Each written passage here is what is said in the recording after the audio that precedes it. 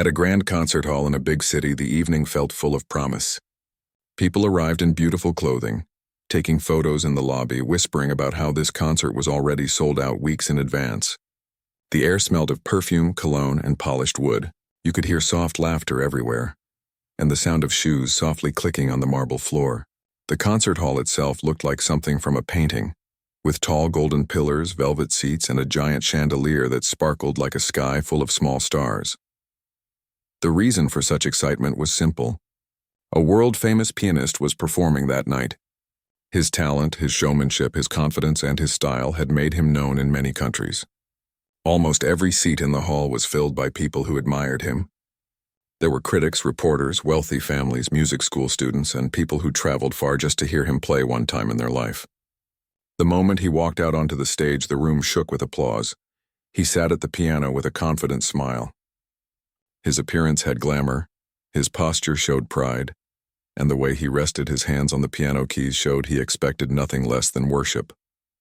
Through the first half of the performance, he played difficult classical pieces one after another. The sound was powerful, emotional, and precise. The audience sat there listening like they were hypnotized. People closed their eyes to feel every note. Some leaned forward as though they wanted to catch every detail of his hands in motion. Cameras silently recorded. Mobile phones stayed down because the hall demanded respect and silence during the performance. It felt like every person in that room knew they were watching something that took a lifetime to master. When he finished the first half of the show, he left the piano with a dramatic gesture, as if to say, "Yes, this is greatness, and I know you want more." The applause lasted more than a full minute before he finally walked backstage for intermission. During that intermission, everyone stood up and began talking to each other. People discussed each song with excitement and admiration. Many spoke about how lucky they were to be in this room tonight. Some wondered what pieces he would play in the second half. Others were whispering about how he always liked to put a little humor in his shows, because he enjoyed surprising people. But most audience members didn't know his little habit of making jokes was not always harmless. There was a secret side of the pianist that only those close to him understood. Sometimes he enjoyed attention so much that he would try to show how much smarter or more talented he was than everyone else. At times he delighted in proving that no one could match him. And sometimes he pushed that habit too far. As people returned to their seats after the break, the lights dimmed again. The pianist returned to the stage with a smile that seemed even more playful and mischievous than earlier. The crowd became quiet fast. Cameras pointed toward him. His voice echoed across the room as he began to speak. He said he wanted to do something fun for the audience. Something light, something different. He said that instead of directly starting another song, he wanted to invite someone from the audience to come up to the stage and try to play something at the piano. There were soft laughs across the room. Most people thought he was just being charming and humorous. Then he looked around the seats, pretending to scan the audience as if he was searching for someone to choose. He lifted his hand, pointing at different rows slowly. People looked at each other nervously, like school students trying to avoid being called in class. Some people giggled and hid slightly behind the person sitting next to them. But the pianist wasn't searching for someone loud or someone waving their hand. He was looking for someone ordinary, someone who appeared like they had no musical training, someone he could claim as random, someone he could turn into the center of a little joke so that the crowd would laugh. And then he could return to the piano and show his superiority even more. Then he pointed to a simple-looking middle-aged woman sitting quietly in the middle area. She had been silent the entire evening, just watching the performance with deep attention. She was not dressed in anything flashy. Her style was simple, plain, clean, and respectful. She did not look like someone who wanted attention. In fact, she looked like someone who really did not want attention at all. The pianist smiled at her as though he had discovered the perfect target. The hall filled with soft laughter again. Some audience members nudged each other with excitement. They expected something funny was about to happen. People got their phones positioned quietly, ready to record. The woman looked surprised and confused when she realized he was pointing at her directly. She placed her hand on her chest as if asking silently, "Me?" The pianist nodded and exaggerated his gesture, inviting her to come forward. The whole room now watched her. The spotlight followed her path as she slowly stood up and walked toward the stage. Her steps were careful and small, like a person afraid of disturbing the moment. Many in the crowd whispered assumptions about her. Some thought she would be nervous.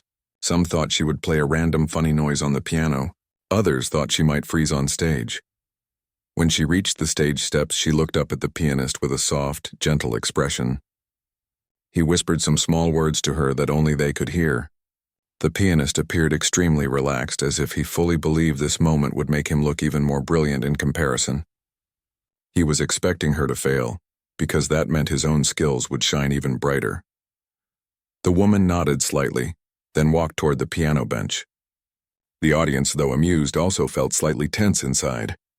There is a unique kind of silence that appears when people feel they might witness something awkward, but they do not know how awkward it will become. She quietly sat down at the piano.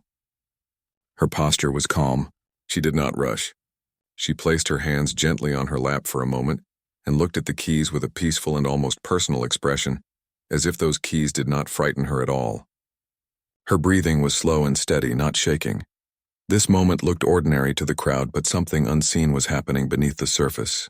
The famous pianist's smile remained, but his eyes suddenly watched her more closely. It was as if something inside him suddenly wondered if there was more to her than he first thought. But the audience did not notice this change. They were ready to laugh. They had their phones ready. They believed they knew exactly how this moment would go. Yet in this exact second, right before her fingers would touch the keys, there was something in the air that no one could explain. It was like destiny paused. Like the hall itself took one deep breath and waited. And soon, this moment of simple fun would turn into the most unforgettable part of the night. A moment that would not entertain with embarrassment, but would shock an entire room filled with people who thought they understood talent. No one in that audience had any idea how deeply their expectations were about to break. What they saw as a playful joke was actually the beginning of a memory that many of them would tell for the rest of their life. The woman sat at the piano with her hands resting gently on the edge of the keys. For a brief moment, it felt like time itself had paused. The entire hall watched her with curious eyes, expecting something funny, something awkward, something that would prove this little idea of the famous pianist was harmless entertainment. From the audience point of view, she looked like a simple person thrown into a spotlight she was not prepared for. She was plain-looking, quiet-natured, calm-faced, and dressed in a way that did not try to impress anyone. Many assumed she was probably a person who never touched a piano in her life. People leaned forward in their seats with phones ready to capture what they believed would be a short and socially awkward moment. The famous pianist stood a little distance behind her, smiling like a performer who believed he was guiding the mood of the room. Inside his mind, this moment felt like a fun game, not a risk. In his view, he was still the star, the center, the one who held full control over the audience. He believed that even if she pressed a few random notes, everyone would still cheer for him by the end because he was the reason the crowd was here. But as he stared at the woman, his smile remained wide, yet his eyes began to observe something he did not expect. Her breathing was calm. Her shoulders were not stiff. Her hands were not shaking like someone terrified of the moment. Her back straightened in a way that didn't look nervous but familiar. The audience did not see this small shift in her posture. They only saw the obvious. A woman about to attempt to sit at a world-class piano in front of thousands of eyes. People whispered little jokes to each other about how this would be amusing to watch. Some even quietly giggled while recording, trying not to be disrespectful. They felt safe laughing before anything even happened. To them, this was harmless. They were not being cruel on purpose. They just simply trusted the stage star because that was who they came for. The woman slowly moved her hands over the keys but did not play yet. There was something graceful about the way her fingers hovered over them. She was not confused by the positioning. She did not seem lost or uncertain. She looked like someone who had visited this world before, perhaps long ago, perhaps more often than anyone there could imagine. Her fingers floated above the keys like someone searching for a feeling rather than searching for a note. The famous pianist, still smiling, folded his arms quietly. But inside his chest there was the first tiny spark of realization. He had seen many people pretend to sit at a piano before. He had seen beginners, amateurs, students, people who played in hobbies. All of them held their hands differently. All of them had a certain tension. Beginners often looked scared, stiff, or lacking balance. But this woman's body language showed none of that. It showed a stillness that only comes from familiarity. It was the kind of silence where something powerful is hiding in the quiet. Still, the audience did not notice yet. They were still expecting a small joke. The woman took a slow breath and something subtle shifted in the room, something that could not be explained with words. It was like the energy in the air thickened slightly, like the moment before a storm begins when the wind suddenly stops and nature holds still in anticipation. Then her fingertips landed on the keys. Gently, softly, not in a dramatic manner, she pressed down a single note. The sound was pure, but not just pure in a normal sense. Anyone with even the slightest ear for tone could hear a type of control. It was not the sound of a random tap. It was intentional. Some audience members lowered their phones slightly.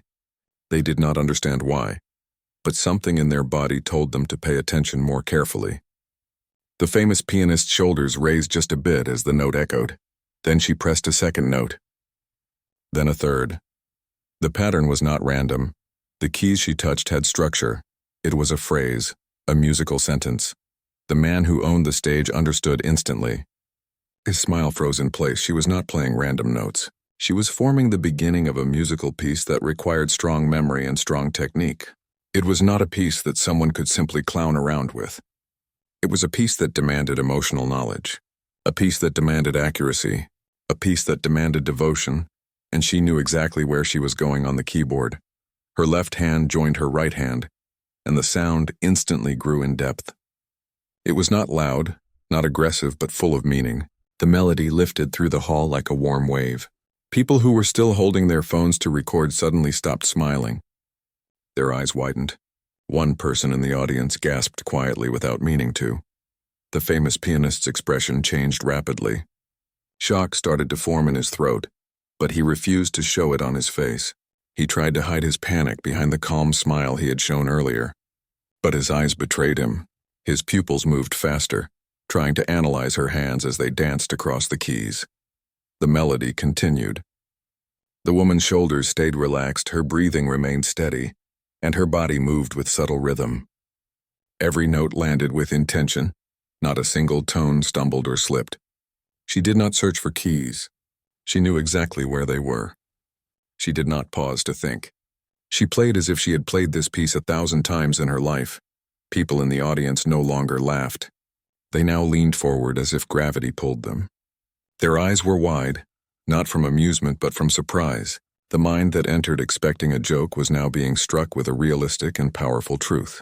This was not luck. This was not a beginner. This was someone with deep knowledge. The hall, which had once been filled with soft laughter and playful excitement, slowly became a vacuum of focus. There was not a whisper, not a cough. Even the movements of phones lowered as people realized they were not watching a joke. They were watching something far more rare. The woman's fingers glided across the piano keys with elegance. Her wrist moved naturally, supported strongly, her movement smooth and controlled. The famous pianist's heart beat faster. He recognized the piece. It was not a simple composition. It was something even professionals feared playing in public. Because of the complexity and emotional weight, it was the type of music that required both mental memory and honest, emotional connection. As she continued, the audience's faces slowly changed. Doubt slipped away and shock replaced it. They looked at her not as a woman dragged randomly out of the crowd, but as someone who belonged to that bench more than anyone in the room. The famous pianist's pride began shaking from the inside. He stood frozen like a statue. It felt as if someone reached into his world and pulled away the curtain he had been hiding behind for years. In a single moment, he felt like a student again, watching someone who held knowledge deeper than most teachers. The notes of the music swelled, and she shaped each phrase with perfect control, moving her body in unity with the sound. The room was now experiencing something transcendent, something pure, something authentic, something that felt more honest than anything the famous pianist had played earlier. Because she wasn't showing off. She wasn't performing for ego. She wasn't trying to be admired. She was simply living inside the music. Near the front row, someone's eyes filled with tears. No one understood why exactly, but they felt something inside them stir. Because true beauty does not come from being flashy or dramatic. True beauty comes from truth, and this moment was pure truth. The famous pianist swallowed hard. His proud image cracked like thin glass. He no longer looked like someone enjoying a playful idea. He looked like someone experiencing a lesson he never asked for. The audience did not know her history. They had no idea where she learned to play. They had no idea what her life story was. But one thing became clear inside the hearts of every person inside that hall. This moment was not a trick. It was real. And soon the ending of this performance would shake the entire room even more than the beginning. The longer she played, the deeper the silence in the room became. It was not the kind of silence that comes from emptiness or boredom. It was the kind of silence that forms when everyone in the same space slowly begins to understand that something very special is happening right in front of them, and that they might remember this moment for the rest of their lives. You could almost feel the audience breathing together now, every chest rising slowly with quiet curiosity, and every heartbeat slowing down because the music demanded undivided attention. The woman's hands moved across the piano keys like she was speaking in a language most people forgot existed. Each note felt like a message written in sound, gentle but full of meaning, soft but full of memory. The way her fingers glided made the music sound as if it was not being played by a person at all, but as if it was simply flowing through her. She did not look stressed. She did not look proud. She did not look desperate to impress. She looked comfortable. She looked like this was the place she belonged. The audience no longer had the expression of people watching a joke or waiting for a funny mistake. They no longer had the amused faces of people expecting light entertainment. Their expressions had changed completely. Their faces now looked serious, almost emotional, as if something deep inside them was waking up. Some people blinked very slowly, unable to turn away even for a second. Others forgot they were even holding phones in their hands, and let their arms slowly lower without realizing it. The music reached parts of the heart that words usually fail to touch. It felt personal. And not in a loud, dramatic way, but in the way truth feels personal when you hear it. There was something in the gentle rise and fall of her hands that reminded people of quiet mornings, or memories of someone they lost, or the old dream they once held in their childhood but forgot as they grew older. The music felt like it held stories. Not famous stories, not dramatic stories, but human stories. Stories that everyone has experienced silently, privately, quietly in their own life. The famous pianist watched her carefully, and inside him something was shifting with every minute that passed. At first he had felt amused, then he had felt confused, then he had felt surprised, then uneasy, and now something else began to rise, something he had not felt in many years, maybe not since he himself was young and trying to prove his worth to teachers and judges. He felt small. It was not the smallness of embarrassment yet. It was the smallness of discovering that maybe he had not reached the top of the mountain he believed he had conquered. Maybe there was a higher mountain beyond him, one he refused to see for years. He had grown used to being praised. He had grown used to crowds cheering automatically without question. He had grown used to being the center of attention. Applause had become a daily sound, not a special surprise. But watching this woman play made him remember something he had forgotten. Skill does not exist only in fame. Talent does not only live in spotlight. True mastery can hide quietly in the most ordinary-looking person, waiting in silence for no praise, no recognition, no applause. And sometimes the most powerful skill does not come from ego at all. It comes from love. It comes from emotion. It comes from pain. It comes from a life lived deeply, not loudly. His chest tightened slightly. It felt as if this music was touching a sore memory inside him. A memory of the early days when he played because he loved music, not because he loved being admired. Somewhere along his journey, applause became more important than honesty. And as this woman played, he could feel that difference clearly.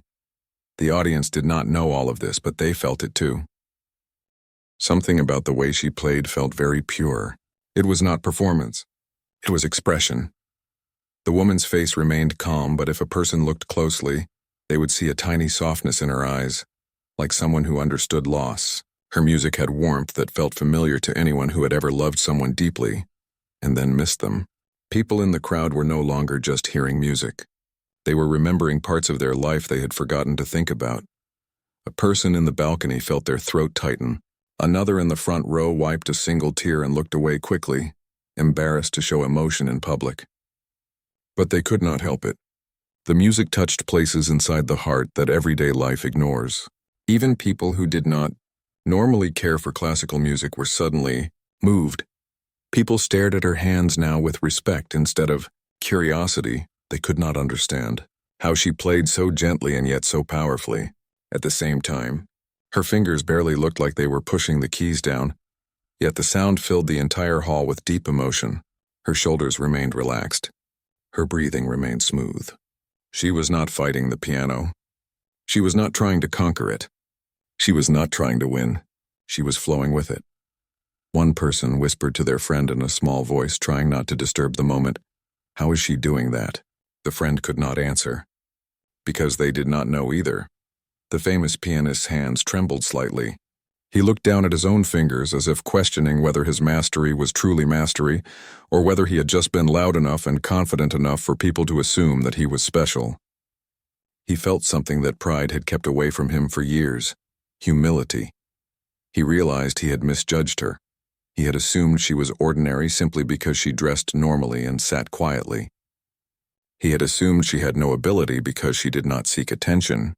He had assumed she would embarrass herself just because she looked like a person who never stepped on stage before, but now he understood something painfully clear.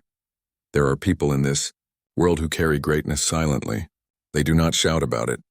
They do not brag about it. They do not display it for applause. They simply hold it inside them, like an old flame that never died even if the world forgot about them. He swallowed hard, feeling a strange ache in his chest. He could not look away from her hands now.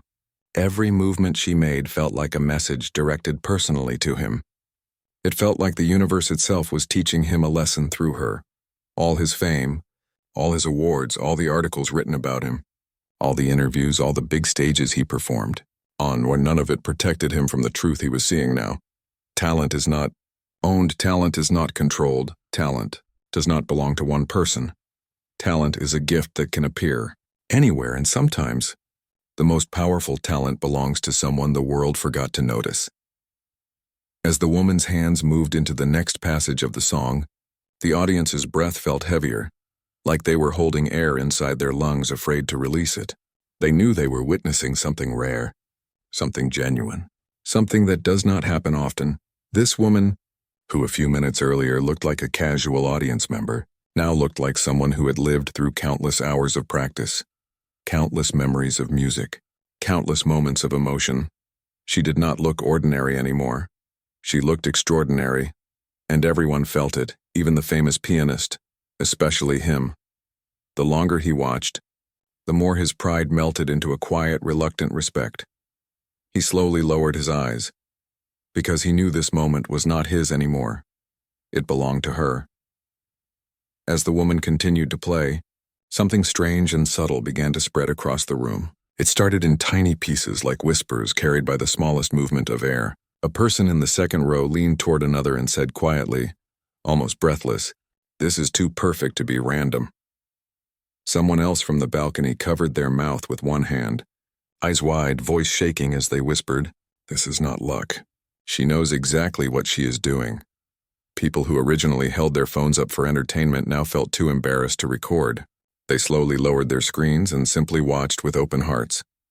The soft ripple of shock was becoming visible on faces. Their bodies leaned closer without thinking. The boredom and playful curiosity from earlier had turned into a serious kind of attention. The notes she played did not just sound good. They sounded familiar. Not familiar like a popular song everyone hears on a radio or on social media, but familiar to those who knew true classical art. The shapes of the notes, the phrases, the emotional structure, this was not beginner-friendly music. This was the kind of music that required years of training and inner understanding. There was a pair of music students sitting near the back, young learners who studied technique and theory. At first, they had been excited to see the famous pianist, hoping to learn something by watching him. But now their hands covered their mouths. One of them whispered to the other, "This is one of the pieces we studied in old video archives. That old recording of a woman pianist." The other student replied slowly, "I know. This sounds almost exactly like that recording. That same expression, the same breathing pattern, the same phrasing. It's like she learned from the person in that video, or like she is that person." Their voices faded out as they stared at her, speechless. A middle-aged man sitting 3 rows from the stage squinted his eyes, trying to remember. He had seen something similar long ago. His heart began to beat faster as an old memory returned to his mind. He had once owned an old vinyl record of a brilliant female pianist whose career was whispered to have ended suddenly after a personal tragedy. That brilliant pianist was not young. Her fame had been quiet, not loud, but deep. She was known not for publicity but for emotional playing. He whispered with trembling breath, "It cannot be." Right? It cannot be her. Someone beside him heard that whisper and said quietly, "Who do you mean?" The man shook his head slowly as if afraid to speak the name out loud. No, I must be mistaken. It cannot be possible. That woman disappeared decades ago. No one knows what happened to her. But the longer he listened, the more his heart refused to doubt. The voice inside him said the impossible might be standing right there, in plain sight, playing as if she never stopped. The audience did not talk loudly. They did not shout. They did not interrupt the music. But the realization grew like a gentle fire that spread quietly from one mind to another. More and more audience members sensed it. Something rare, something historic might be happening. The famous pianist on stage felt this shift too. At first he had only been aware of his own pride breaking. But now he sensed something bigger. The room was changing. He felt attention, real, honest attention, leaving him and gathering around her. He felt the crowd's connection shift. This moment was no longer a playful break in the concert program. It was something powerful, something extraordinary, something that was not centered on him. He felt heat in his face. He swallowed hard. His stomach twisted inside him. He had spent years believing he was the center of every stage he stepped into. But now he was only a background character while someone else held the spotlight. And she did it without even trying, without showing pride, without a single dramatic gesture. The audience's silence spoke louder than applause ever could. One older woman in the audience suddenly covered her chest with her hand and whispered to her companion, "I remember reading about a performer who once broke hearts on stage with this exact song, but she disappeared after her husband passed away. Some say she never played again. Some say she left the spotlight because music reminded her of him." Her companion turned pale. "Could this be her?" The older woman answered softly, "If she is not, then she must be someone who learned directly from her, because this level of expression only comes from someone who lived through deep emotion." The whispers continued in quiet waves. No one was certain. No one wanted to speak too loud. No one wanted to disturb the magic that was unfolding. But slowly, the idea formed. Maybe she was not just a random woman from the audience. Maybe she had history. Maybe she had once belonged to this kind of stage. The famous pianist's hands trembled again. His heart pounded painfully as a terrifying thought hit him with full force. What if he invited a legend to the stage as a joke? What if he accidentally offered his own piano bench to someone whom the world once admired more deeply than him? What if the person he had tried to use for playful embarrassment was someone whose story had been loved by serious musicians around the world? The famous pianist's breath became shallow. He felt dizzy. He wanted to step forward and stop her, but he could not. His body refused to move. Because deep inside, he now knew he had no right. He had no right to interrupt true art. The woman at the piano continued to play, unaware of the storm of realization building around her. Or maybe she was aware. But her expression stayed soft, calm, grounded in memory. There was no pride on her face. No anger, no performance, just peace. The music now grew stronger. It was not loud in a harsh way, but powerful like a wave of emotion finally ready to rise. The moment felt like the world held its breath. The audience now felt honored to be witnessing this. They realized this might not just be a concert anymore. It might be a moment of history returning for a brief moment, a piece of beauty that the world thought was lost forever. Someone in the audience whispered, "We are watching something the world will talk about for years." When the woman reached the final section of the piece, the room did not blink. Every eye was wide open, every mind locked on her fingers. Even the tiny sounds in the hall, like someone shifting their shoe or clearing their throat, faded away. It felt like time stopped. No one breathed too deep. No one dared to cough or whisper anymore. The famous pianist stood frozen near the side of the stage, not knowing if he should sit or stand or just disappear. His face was pale and his hands hung useless at his sides. He no longer looked like a confident artist. He looked like a student who had entered the wrong classroom by mistake. The woman's fingers began to slow gently, like a story coming to its final line. The melody softened into fragile, gentle notes. It was not dramatic or explosive. Instead, it felt careful, as if she was holding something precious and wanted to set it back down with care. She lowered her hand slowly from the keys in the exact rhythm of the final notes. Her posture stayed calm. She did not move fast. She simply breathed out softly as if she had just returned from a deep memory inside her. For a moment, the entire hall stayed silent, a silence so complete that even the air felt stiff. It was the kind of silence that comes only when something astonishing has happened. No one clapped, not because they did not want to, but because the shock was too big and too sudden. The audience's hearts were beating too fast for them to move. Their minds were trying to understand what they had just witnessed. The famous pianist did not clap either. His hands felt too heavy to lift. He stared as if he just saw a miracle with his own eyes.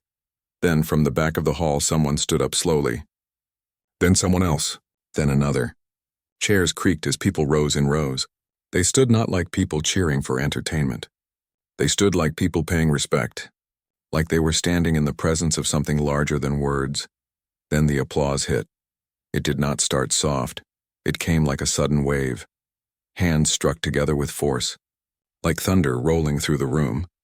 People clapped with power like they were trying to make up for all the years that woman's music had been silent. Some people placed their hands over their mouths and cried. Others clapped until their palms hurt. Some shouted, "Bravo!" even though their voices cracked halfway through. The room was exploding with emotion. The woman did not bow dramatically. She simply nodded her head slightly, the way someone might nod after finishing a sincere conversation. She looked calm again, but this time there was a tiny hint of relief in her eyes. It looked like she had been carrying something for a long time, and in that moment, she finally let go of it. While the applause continued, the famous pianist finally took one small step forward. His legs felt heavy, like they belonged to someone else. He swallowed, trying to find words, but his throat closed up every time he tried to speak. His face burned with embarrassment. He kept replaying his earlier actions in his mind. The joke, the casual pride, the careless confidence. And now he stood in front of someone who could outplay him without a single ounce of arrogance. He approached slowly, unsure how close he should go. Part of him wanted to disappear behind the stage curtains and never return. Another part of him wanted to apologize publicly, but he had no idea how to form the words. When he reached a respectful distance, he finally whispered, his voice barely audible. I do not know what to say." His eyes avoided hers at first. Then he forced himself to look at her. She smiled gently, not mocking him, not proud, just kind. This made his heart sink even more because it made him realize how little he knew. The applause still roared from the audience. People even whistled with excitement. Some shouted that she should play again. Some begged her to stay on stage. The famous pianist lifted his hand weakly as if asking the audience to wait for a moment. They did not stop clapping, but a few lowered their volume slightly. He turned toward the woman and said, "Please." He paused because he felt afraid of sounding disrespectful again. Then with a shaky breath he continued, "Who are you?" His words were not proud. They came from pure confusion and sincere curiosity.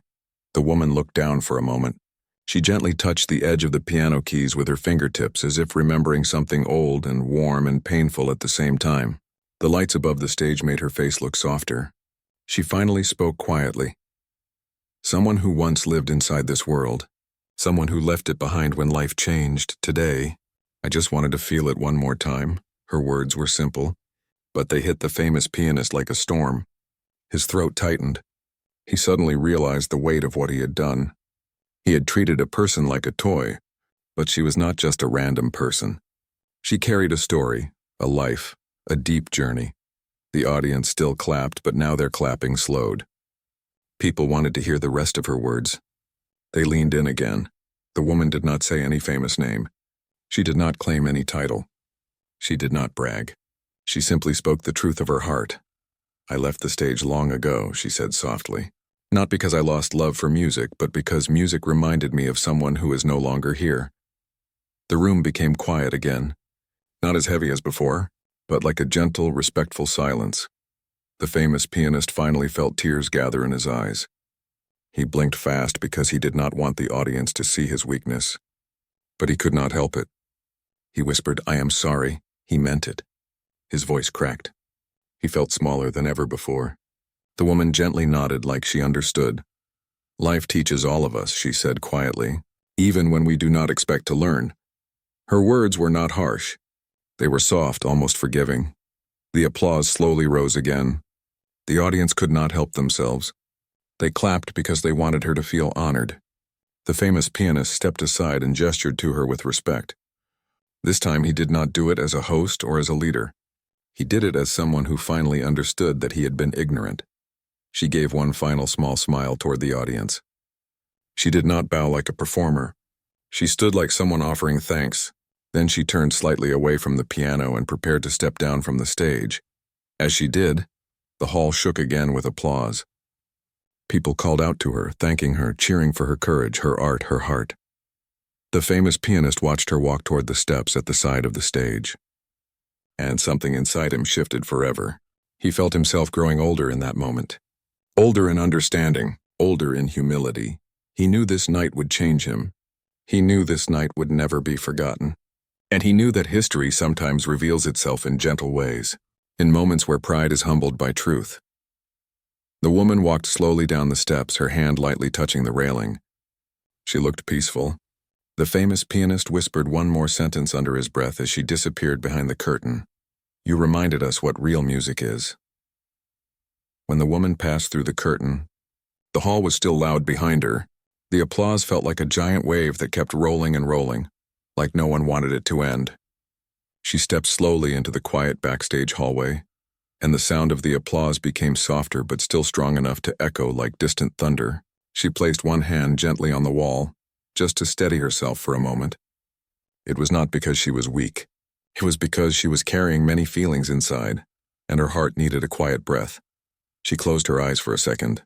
It felt like the music was still inside her fingers. The memory of the keys still lived on her skin. The weight of the memories she carried felt lighter now, like she finally set something free. But she did not stay long. She knew this moment would become bigger if she lingered. She felt that this stage, this hall, this crowd, they needed to write their own conclusion without her presence defining it. She came here only to touch music one more time. She did not come to reclaim attention or fame. She came to complete something inside herself. She continued walking down the long hallway, her footsteps soft and steady. Behind her, the famous pianist was left standing on stage, unable to speak at first. The audience slowly began to calm down, but many were still emotional. Some wiped tears from their eyes. Some simply stared at the piano in silence. The pianist stood still, holding the microphone in one hand, but he did not lift it to his mouth yet. His throat was tight and his heart beat heavy with honesty and regret. Finally, after a long moment, he took a deep breath and stepped toward the microphone. The hall fell silent again, not out of order, but out of respect. People wanted to know what he would say. He looked at the crowd and his voice came out soft at first, almost shaking. "Tonight," he began, "I learned something important, something I should have known long ago." He paused because his voice almost broke. He looked down for a second, then continued. "Music has never been about showing who plays better. Music is a gift. It is not meant to be used for pride. It is meant to touch hearts. And tonight, I was reminded of that by someone who understands music far deeper than I do." People in the audience listened with stillness. No one mocked him. No one laughed. He was not trying to be dramatic. He was simply speaking truth. He added, "I invited her to the stage as a joke, and in return she gave us beauty. She gave us something real, something that will stay with us." His voice trembled. "I am grateful she let us witness her heart." The room remained quiet for a moment. Then soft applause began. This applause was not loud or shocking like before.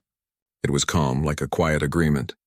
Like the crowd understood that he was human too, and tonight he learned something he needed to learn. He stepped back from the microphone and bowed his head. He did not try to take attention. He did not try to share the stage. He simply bowed in respect.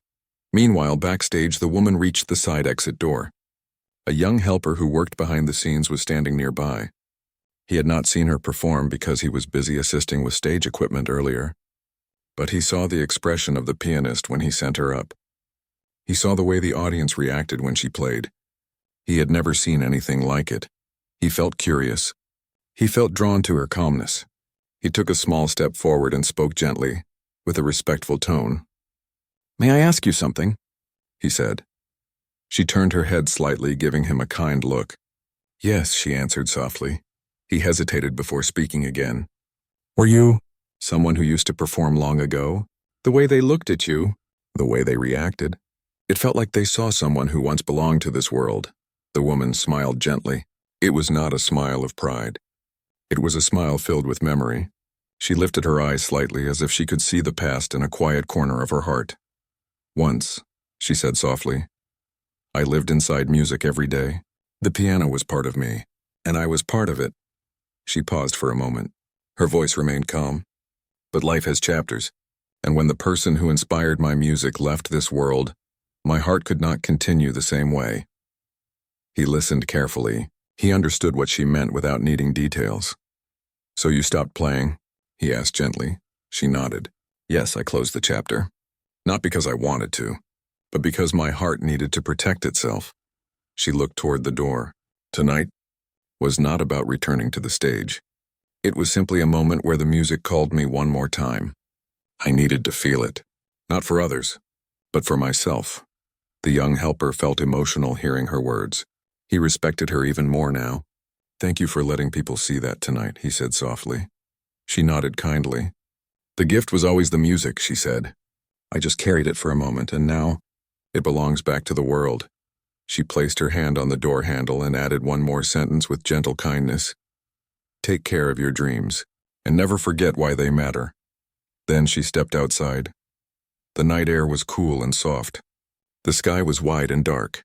She walked down the quiet street alone, her steps slow, calm, steady. Not a single camera was on her. No spotlight followed her. She looked like any ordinary person going home after a long day, and that was what she wanted, just a quiet ending. Inside the hall, the pianist still stood alone on stage, thinking about every moment that had passed. He felt changed. He felt humbled. He knew this night would stay with him for years. Not because it damaged his pride, but because it healed a part of him he did not know was broken.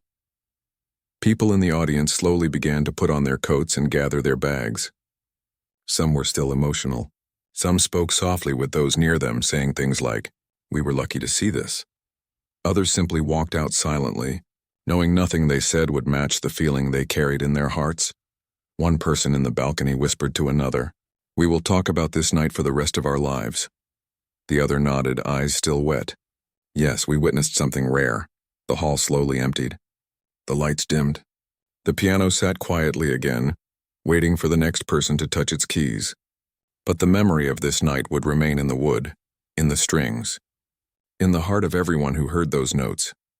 Outside, the woman walked away, not to be followed, not to be asked questions, not to be searched by reporters. She walked away simply as a person who returned to music for one gentle moment, and then left it again. Some mysteries in life should stay as they are, not for confusion, but for beauty.